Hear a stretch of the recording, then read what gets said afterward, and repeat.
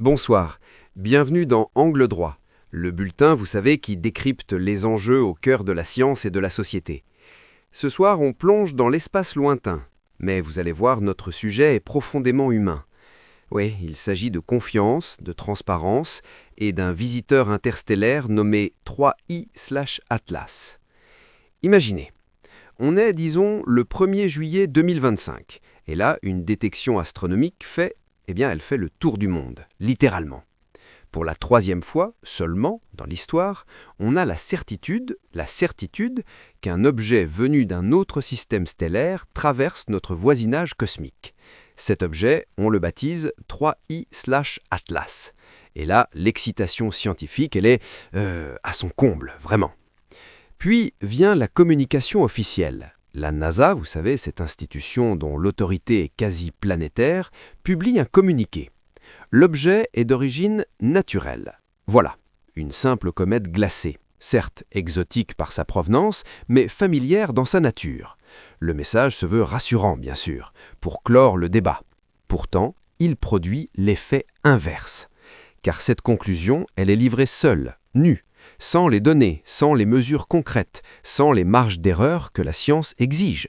Cette déclaration, en fait, elle crée un vide, et le doute, il s'y engouffre. C'est ça le cœur du problème, l'ambiguïté institutionnelle. On peut se demander, est-ce que c'est vraiment ça la rigueur scientifique? Une affirmation sans preuve accessible? Dans le monde académique, la réponse est un non catégorique. Aucun article, mais vraiment aucun, ne passerait la révision par les pairs avec une telle imprécision. Soumettre un travail en affirmant « l'objet est naturel, croyez-moi sur parole », sans fournir les spectres, les calculs, les modèles, ce serait une faute professionnelle, point. Alors, pourquoi ce double standard? Pourquoi est-ce que ce qui est une exigence absolue entre scientifiques devient une communication si opaque pour le grand public? Cette situation, elle illustre à merveille ce qu'on pourrait nommer le paradoxe de Batman. Pensez à Gotham City. Le milliardaire Bruce Wayne, il a tout. Les ressources, l'influence, l'intelligence pour s'attaquer aux problèmes systémiques de sa ville. La pauvreté, la corruption, l'effondrement des services. Ce serait une tâche lente, oui, difficile, c'est sûr, mais fondamentale. Pourtant, qu'est-ce qu'il choisit? D'être Batman. Une réponse spectaculaire, réactive, presque violente. Et comme son majordome, Alfred, le lui fait remarquer, cette présence extraordinaire, elle engendre une réponse tout aussi extraordinaire. Batman, par sa simple existence, il crée une escalade. Il fait naître des super-vilains comme le Joker, aussi théâtraux et extrêmes que lui. Aujourd'hui, les grandes institutions scientifiques jouent parfois ce rôle de Batman. Face à la montée du scepticisme, des théories alternatives, leur réponse, c'est souvent celle de l'autorité silencieuse, le communiqué de presse lapidaire. Ceci est naturel, cela n'est pas une menace. On cherche à écraser le débat. Mais comme Batman qui crée ses propres ennemis, cette opacité crée elle-même le complotisme qu'elle prétend combattre. Le silence institutionnel n'apaise pas le doute, non, il le légitime. Il transforme un questionnement qui à la base était sain en une méfiance profonde. Alors, existe-t-il une autre voie? La voie de Bruce Wayne? Oui, cette voie existe. C'est celle qui consiste à réparer le système de l'intérieur, avec des outils accessibles à tous. C'est l'approche Bruce Wayne de la science. Au lieu de combattre les symptômes, chaque nouvelle théorie alternative, on s'attaque aux causes profondes de la méfiance, l'opacité. Cette approche repose sur un principe simple mais vraiment puissant, la transparence radicale. Elle ne se contente pas de donner des conclusions, elle ouvre en grand les portes du laboratoire. Elle dit « Voilà nos données brutes, voilà nos outils d'analyse, souvent en code source ouvert, voilà nos méthodes. Et maintenant, le terrain de jeu est ouvert. » Et c'est là que la science citoyenne entre en jeu. Elle devient une force majeure, pas juste un passe-temps.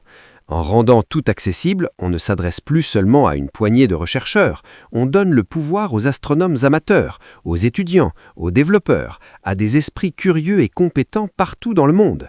On leur donne les moyens de vérifier les affirmations, de refaire les calculs, et même, qui sait, de faire leurs propres découvertes dans ces montagnes de données publiques. Un rapport qui suivrait cette philosophie ne dirait pas juste « c'est naturel ». Non, il dirait « nos analyses indiquent une forte probabilité d'origine naturelle, avec un score d'anomalie de 2,3 sur 10. Voici le lien vers la base de données publique et le code que nous avons utilisé. Nous vous invitons à les examiner, à les critiquer, à les améliorer. Dites-nous si vous trouvez autre chose. La différence, elle est fondamentale. C'est le passage de la confiance imposée à la confiance méritée, construite collectivement. Preuve à l'appui. L'approche Batman, l'opacité, a des conséquences réelles, mesurables. Elle érode la confiance, bien sûr, mais elle paralyse aussi la science elle-même. Elle crée une sorte d'autocensure chez les chercheurs, qui hésitent à explorer des hypothèses audacieuses de peur d'être marginalisés. Alors, comment on reconstruit ce pont ? Les solutions sont là à portée de main, et elles tournent tout autour de cette idée d'autonomisation de la communauté scientifique élargie. À court terme, une transparence radicale. Publier l'intégralité des données sur 3i/Atlas sur des portails publics faciles d'accès. À moyen terme, développer et financer activement des plateformes de sciences citoyennes comme Zooniverse, où le public peut vraiment participer à l'analyse des données du James Webb ou du VLT. Ce n'est pas un gadget, c'est une externalisation massive de la puissance d'analyse. Et à long terme, c'est une révolution culturelle. Passer du paradigme « faites-nous confiance » au paradigme « vérifiez par vous-même et aidez-nous à découvrir ».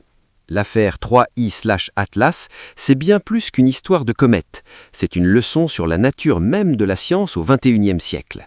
Elle nous rappelle que la véritable autorité scientifique, elle ne découle pas d'un statut ou d'un logo, mais d'un processus. Un processus fondé sur deux piliers devenus trop rares, la rigueur et l'humilité. La rigueur, ce n'est pas prétendre tout savoir, c'est quantifier avec une honnêteté, disons, brutale, ce que l'on ignore. Et l'humilité, c'est de reconnaître les limites de nos propres outils et d'inviter les autres à regarder par-dessus notre épaule pour nous aider à voir plus clair. Cela nous amène à la question que nous vous laissons ce soir. Si la science devenait un livre totalement ouvert, où chaque citoyen a les outils pour vérifier les faits et pour contribuer à la découverte, la confiance dans les institutions se reconstruirait naturellement, rendant peut-être obsolète même le besoin de croire en la science pour le remplacer par un simple savoir ?